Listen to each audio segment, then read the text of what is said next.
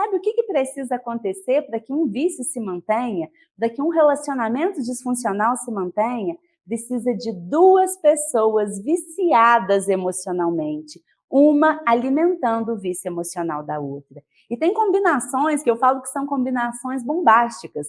Combinações, por exemplo, de um que é viciado em vitimização com outro que é viciado em raiva, um que é viciado em ansiedade com outro que é viciado em fazer e em estresse.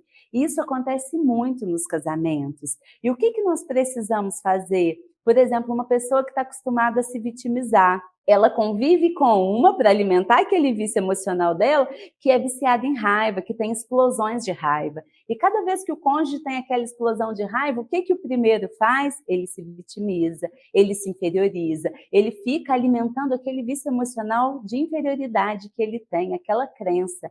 E crença, gente, é toda convicção, é a maneira como nós nos vemos, a maneira como nós vemos o mundo. E muitas das vezes, o que nós fazemos? Toda crença é autorrealizável. Então, o que nós fazemos? A gente vive aquilo que a gente realmente acredita.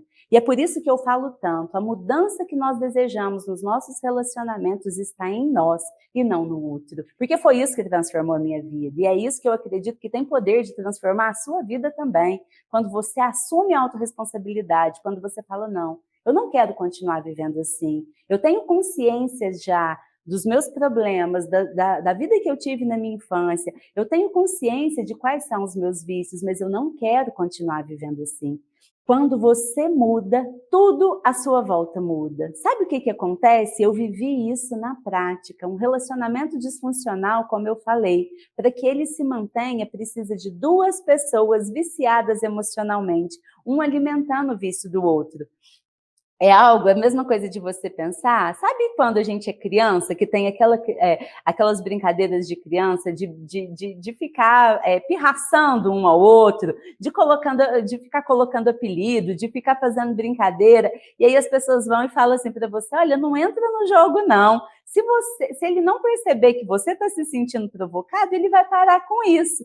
Então, nos nossos relacionamentos na vida adulta, acontece exatamente da mesma maneira. Como eu falei, para que um relacionamento disfuncional se mantenha, precisa de duas pessoas viciadas emocionalmente, um alimentando o vício do outro. Agora, o que acontece quando uma pessoa muda? Imagina que no seu relacionamento conjugal, você já consegue identificar aqui qual é o seu vício emocional e qual é o vício emocional do seu esposo. E está um ali alimentando o vício do outro. Quando um decide mudar, gente, ele muda a comunicação, ele deixa de ser uma pessoa reativa. E é isso que transforma a nossa vida, porque normalmente vem um gatilho de fora, vem algo que vem do outro, mas desperta o pior em nós. E aí nós somos pessoas reativas, que têm reações totalmente desproporcionais.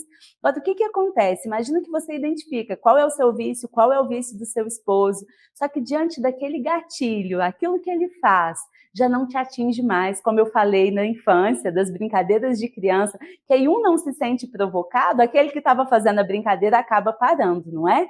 Imagina que você começa, a partir da sua mudança, parar de ser reativa. Quando o seu esposo faz algo que desperta o pior em você, ao invés de reagir da forma como você vinha reagindo, ao invés de reagir de maneira tóxica, que você consiga se calar. Olha o poder disso, eu sempre falei isso, é algo assim que eu acho que traz muita transformação, é entender que há tempo para falar, mas há tempo também para calar.